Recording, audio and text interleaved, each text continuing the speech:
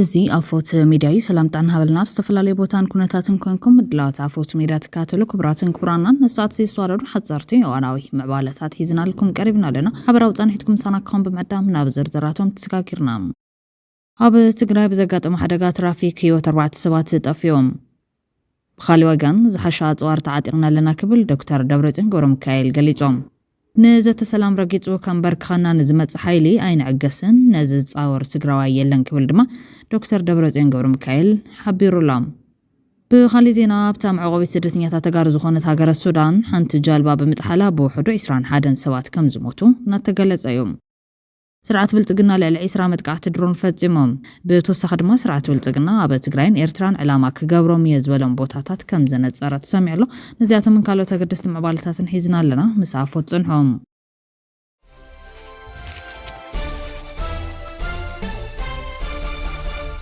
بقدامنت أب تجري بزقات حدقة ترافيك هو 4 7 طفيهم تمال 4 لكاتيت كل 10 متنام تمرت مشت ساعة 3 عسرانيو بوتو دما أمام محدار كتم عدد عروم بتستغاث ساعات نجنا حيا حويسو 4 ساعات السافرة كاب كتم عدد عروم أبا أنفت كتم 10 دا 3 تقعد زنورت موتر بشكليتا أبا كوابي ديبا معدل ندادي حالفاي مسبتحت مسحان تايسو زعينتا تشكركاري تلاتيما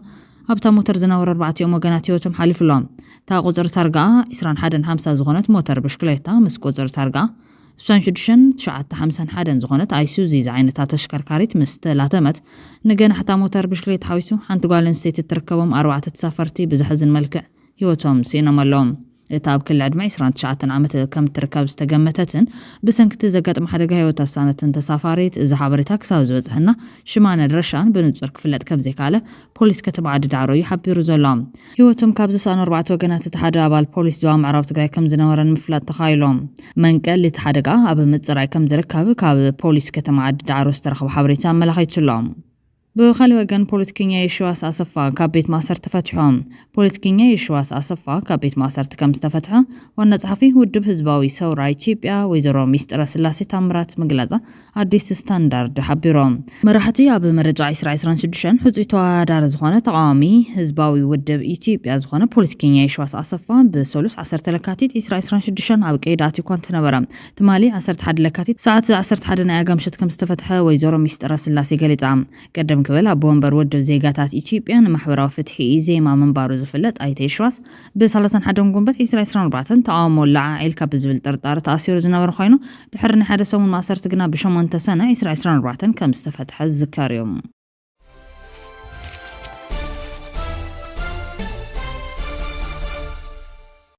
قطري بفيستولا استطاع دقان ستقرأ كاب بادونات وسلسة ميتاوي ناب كل تنطي شدش ميتاو كم زوسخة ما خل فيستولا حاملين مغالف ليتوم ما خل فيستولا حاملين مغالف مبلع إسرامت زنبل مسرتو مدارك تأكلات أبسترخبولو بميت مدرخ أخبير الله وانا كاد سرح ما خل فيستولا حاملين مغالف دكتور ملاكو أبرها كم زقلتو نتزن تتاو كنا تعيبو هبل دقان ستقرأ استفتزمو زوتاوي عمتات زي متشو كنتات وليدن كالوت محبر إيكونومي وتأقاماتن قطري بفيستولا استطاع دقان ستقرأ كاب بارونات وسلسة مئتاوي ناب كل تنت وشدش مئتاوي كم زوس خام ملخيتهم ما خل فيستولا هاملين مغالا ما خل سلطان مرن مقوار كم سرح زم ملخوتو توم مكايد سرح استقار دمت انت دقاعتي تساقام فيستولا مقتان مقود زارن مقودار كلها كالكم زد الحبيرو مالو قدم إسرع عمتات ببجت منقست أستراليا استسرحها مع خل فيستولا حاملين مغلا بعد أقام حرسي أقام زي مقرات شنتي ويرما سجرا زلون تتقعتي ملكو مهتسن زغون عديثات نزحك منا بمحابن أقري بمتكالن نابنور من ماور أنك من لسال علترايت أو تملا وارقاقيتهم وانا مكايد سرح ما خل فيستولا حاملين إثيوبيا دكتور سلمون عببو بوغنم دليتنا حمام فيستولا نحكم كام بارزي كونس فيستولا زي الرعاية لعد مفتاري دحر مبال نسرحتنياتات ما خل فيستولا حاملين مغالن إدام أبتز انبل ترخيبهم ريتو زهابو دكتور قبر برناباس بوغرم فيستولا نمكل خالن نمتفان عم معباي قنزة بدك آنستيو تخراتي بكام سرح كم زقبا قليل جمالهم تحكم تتماخذ زغنا وقانات بفيستولا نخبي سنو البوناوي قلبلاون محبر السباوي مقلالن يساطحا بمنبارن اب هوسبيتال حاملين مقالة بزرخا وحكمنا وقلقالوتات نتماخل اب تسقمن سببان ندك آنستيو زبتح كالاي تتكا هيوت سرع تكال كبلا قليل جمالهم ما خل فيستولا عاملين مالك أو قرابة تكلات إثيوبيا كابير تران سودان حويسو كساب حزيل على شمان تشحاديتات كم زحكمها بتمدرخ تقالي جلام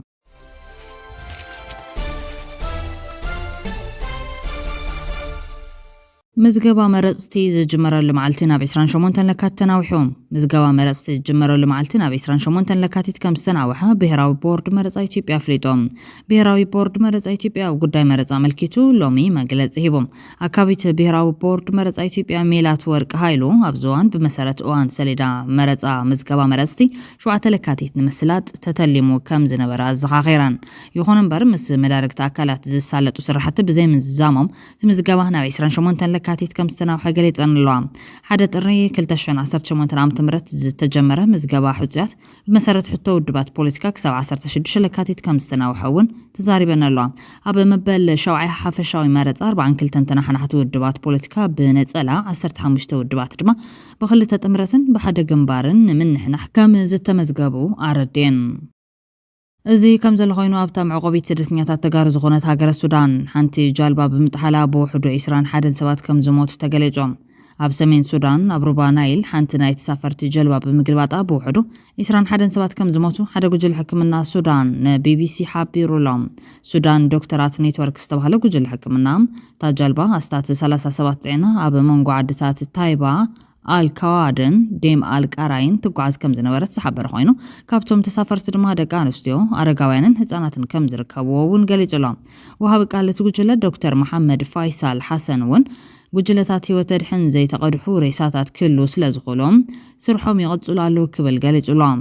ማዕኸን ዜና ኤፍፒ ድማት ማል ሐሙስ 21 ሬሳታት ከም ዝተረኸበ ንሰበ ስልጣን ግዛት ሮባ ናይል በመጥቃስ ሓበር ኮይኑ ትጉጅለ ሕክምና ቀዲሙ ኣብዘጾ መግለጽ ድማ 6 ሰባት ካብቲ ሓደጋ ከም ዝድሓኑ ሓቢሩ ነይሩ እዮም እታ ጀልባ ዝተገልበጠት እውን ትማል ረቡዕ ምሸት ኣብ ከባቢ ሸንዲ ብዝተፈጠረ ሓያል ማዕበል ምዃኑ ንዓይን ምስኻኽር ገሊጾም እዮም ዶክተር መሐመድ ድማ ተናብ ሮባ ናይል ዝንቀሳቐሳት ጀላቡ ብውልቂ ዝውነና ምዃንን ሰመዝ ድማ ነዘን ጀላቡ ግቡእ ስርዓተ ምቁፅጻርን ስጉምታት ድሕነትን ከም ዘይብለን ይገሊጹ ዘሎም ሰመዚ ኣብዚ ጉዳይ ርእይቶ ዘይሃብሉ ኮይኖም ሮባ ናይል ንምስጋር ዝጠቕማ ባህላዊ ጀላቡ ኣብታ ሃገር ብፍላይ ኣብ ገጠራት ብሰንኪ ሕፅረት ድልድላት ህዝቢ ኣብ ሓደጋ ይወድቕ ምህላው እውን እዩ ዝሕበር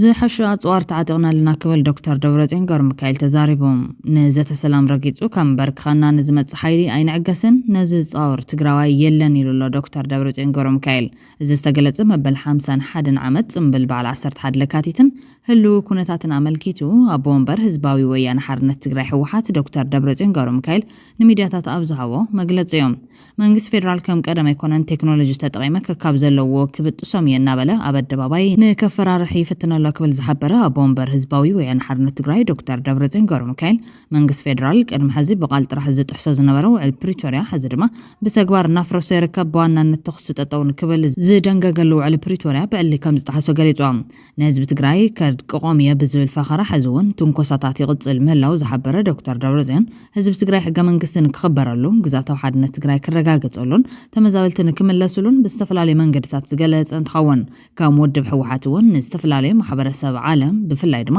ንሕብረት ኣፍሪካ ልዕሊ 10 ደብዳቤታት ከም ዝለኣኸ ኣብርዮም ዶክተር ደብረጽዮን ወሲኹ ድማ ኣብ እትግባብራ ውዕሊ ፕሪቶርያ መልኪቱ ገምጋም ንክግበር ካብ ሕብረት ኣፍሪካ ብተወሳኺ ድማ ንሕብረት ኣፍሪካ እውን ደብዳቤታት ኣስታት 6 ደብዳቤታት ካብ ውድብ ሕወሓት ከም ዝተጻሕፈ ሓቢሮም ይኹን ዳበር መንግስት ፌደራል ከም ቀደም ኣይኮነን ቴክኖሎጂ ተጠቒመ ከካብ ዘለዎ ክብጥሶም የናበለ ኣብ ኣደባባይ ንከፈራርሒ ይፍትነሎ ኢሎም መበል 51 ዓመት ጽምብል በዓል 11 ለካቲትን ህሉ ኩነታትን ኣመልኪቱ ኣቦ ወንበር ህዝባዊ ወያነ ሓርነት ትግራይ ዶክተር ደብረጽዮን ገብረሚካኤል ንሚድያታት መግለጽ ዋላ እኳ እንታበ ሃገራዊ መረፃ ቦርድ ኢትዮጵያ ብዝሃቦ ግዜ ገደብ መስራቲ ጉባኤ ኣይተኻየደን ብዝብል ጥሕሰት ሕጊ ሕጋውነት ውድብ ሕወሓት ካብ ጉንበት 6 2017 ዓ.ም ጀሚሩ ከም ዝተሰረዘ ይዝካርዮም ከም ህዝቢ መቕጻልን ዘይመቕጻልን ናይ ህልውና ፈተና ኣብ ቅድሜና ተደቂኑ ብምህላው ኣብ ውሽጢ እንደገን ዝርከብ ትግራዋይ ሓድነት ውስጥ ሙክቃለስ ፀውዐ ኣቦ ወንበር ህዝባዊ ወያነ ሓርነት ትግራይ ዶክተር ደብረጽዮን ገብረሚካኤል ግዛታዊ ሓድነት ዘይምምላስ ጥራሕ ዘይኮነስ ብሓፈሻ ትግራይ ንምውራር ሓድሽ ሓደጋ ይመጽእ ከም ዘሎን ከም ህዝቢ መቕጻልን ዘይመቕጻልን ናይ ህልውና ፈተና ኣብ ቅድሜና ተደቂኑ ብምህላው ኣብ ውሽጢ እንደገን ዝርከብ ትግራዋይ ሓድነት ውስጥ ሙክቃለስ ጻውዒት ድሕሪ ምቕራብ መሰል ዓርሰ ውሳነን መረጋጋጽ ናብ ከቢድ ናይ ቃልሲ ምዕራፍ ኣቲና ኣለና ኢሎም ንሓድነትና ዝዘርጉ ኣካላት ብጽንዓት ተቓሊስካ ብምስዓር ካብ የካቲት 11 ዝተምሃርናዮ ሃፍቲ ብምዕቃብን መበል 51 ነኽብሮ በዓል የካቲት ቃልና ብምሕዳስ قبل على حزبنا زنصلالو حدقا نمقنطات كنسرحنا كبل حبيرولو دكتور دبرتين غورميكائيل اب مغلصهم نحنا مس منغس فيدرال نزاتنبر نواغا يبلنان يكون دامبر زغون يكون حيل امبر كيخو كغزنا ينفكرن زبله دكتور دبرتين حزر ما كاب استفلالي كوابيتات ኢትዮጵያ ሰራዊቱ ናብ ትግራይ የጸጋዓብ ዘለሉዋን ወላኳ በሰራዊቱ ተኸቢብና እንሃለና ንሰላም ካብ ዘለና ቁርብነት ዘለው ጸገማት ብዘተን ክፈትሑ ጻዕርና ገበርና ነርከብ ኢሎም ዶክተር ደብረጽዮን መግለጺው ንዘተ ሰላም ረጊጹ ከምበርክኸና ንዝመጽ ኃይሊ አይንዕገስን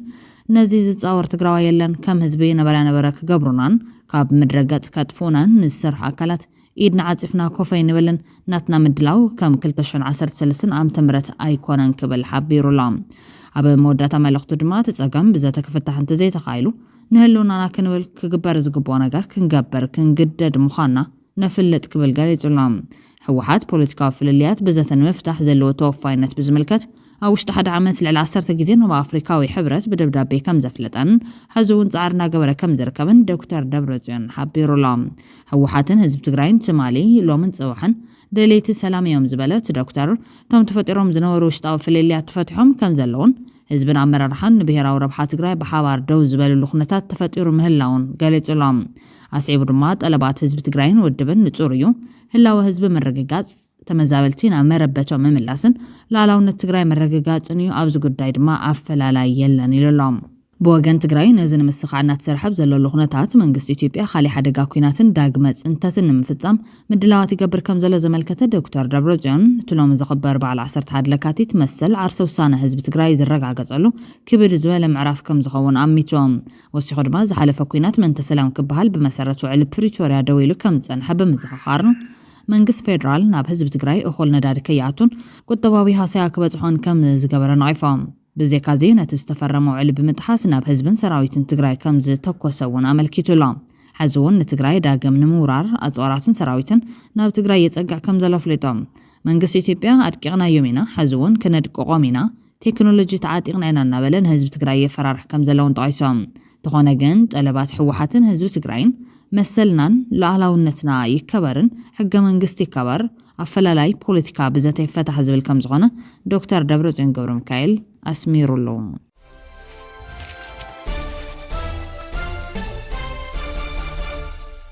ስርዓት በልጽግና ልዕሊ 20 መጥቃዕቲ ድሮን ፈጺሞም ኣብ ደብረ ታቦር ኣብ መንጎ ሓይልታት ፋኖን ሰራዊት ስርዓትን ኣብ ዝተገበረ ውግእ እቲ መንግስታዊ ስርዓት ካብ 20 ግዜ ንላዕሊ ድሮን ተጠቒሙሎም እዛ ኣብ ሓደ መዓልቲ ኣብ ውሽጢ ሓጺር ሰዓታት ዝተፈጸመ ካብ 20 ግዜ ንላዕሊ ናይ ድሮን መጥቃዕቲ መብዛሕትኡ ኢላማ ዝገበረ ትካላት ኣገልግሎት መንግስትን ህዝብን እዮም በቲ መጥቃዕቲ ዝተጎድኡ ቁጽሪ ንጹሃን ዜጋታት ክሳብ ሕዚ ኣይተፈለጠን ዘሎም ሎሚ ኣብ ዙርያ ርእሰ መዲና ነቲ ክልል ባህር ዳር ሓዊሱ ውግኣት ቀጢሎም ኣለዎም ዕጡቓት ፋኖ ኣብ ዝሓለፉ መዓልትታት ኣብ ክልል ኣምሓራ ሪ ወታደራዊ ምስፍሕፋሕ ከም ዝገበሮን ንከተማ ደብረ ታቦር ተቓፂሮም ከም ዝነበሩ ማዕኸናት ዜና ውሽጢ ዓዲ ሓቢረን ኣለዋ ደጋፊ ተቃውምቲ ከም ዝኾነ ዝእመነሉ ኢትዮ ኒውስ ትማሊ ኣብ ዘውፅኦ ጸብጻብ ሰራዊት ምክልኻል ካብ ሓይሊ ከባቢታት ትኽልል ድሕሪ ምስሓቡ ሓይልታት ፋኖ ገለ ወረዳታት ባህር ዳርን ካልኦት ሓያሎ ከባቢታትን ከም ዝተዋፀሩ ሓቢሮም ዕጡቓት ፋኖ ነታ ስትራቴጂካዊት ከተማ ምስሓዝዋ ብነፈርቲ ከም ዝተደብደበት እውን ይንገረሎም ቤት ጽሕፈት ጸጥታ ክልል ኣምሓራ ሰራዊት ፌደራል ኣብታ ክልል ምስ ዕጡቓት ፋኖ ጥራሕ ዘይኮነስ ምስ ሰራዊት ኤርትራን ዕጡቓት ህወሓትን ይዋጋ ከም ዘሎ ከሲሶም ድሕሪ ዝወፅእ ሓበሬታ ከም ዘመላኽቶ እቶም ዕጡቓት ድሒሮም ነታ ከተማ ለቒቖም ከም ዝወፅኦም ነዚ ግን ቢቢሲ ብናጻ ወገን ኣየረጋገጾን ዘሎ ብተወሳኺ ድማ ስርዓት ብልጽግና ኣብ ትግራይን ኤርትራን ዕላማ ክገብሮም እየ ዝበሎም ቦታታት ከም ዘነጸረት ሰሚዖም ኣብ ኤርትራን ትግራይን ብሓይሊ ኣየር ኢትዮጵያ ከዓኑ ተመሪጾም ዘለዉ ቦታታት ማይ ነፍሒ ሕርጊጎ መዕርፎ ነፈርቲ ባጽዕ ከረን ወታደራዊ ሆስፒታል ዲፖታት ነዳዲ ጊንዳዕ ድልድል መረብ ኣብ መንጎ ዓዲ ቀይሕን ሰንዓፈን ዝርከብ ድልድል ምዃኖም ፍልፍላት ኣመላኺቶም ክብራትን ክብራን ቤተሰብ ኣፎት ሚድያ ነሳት ሲዘዋረድናዮም ሓፀርቲ ዋናው ዜናታት ኣቅሪብና ከም ቤትና ስለተከታተሉና ነመስግን ላይክ ሼር ሰብስክራይብ ምግባር ቤተሰብ ኣፎት ሚድያ ኾኑ ሰሰናይ ነውና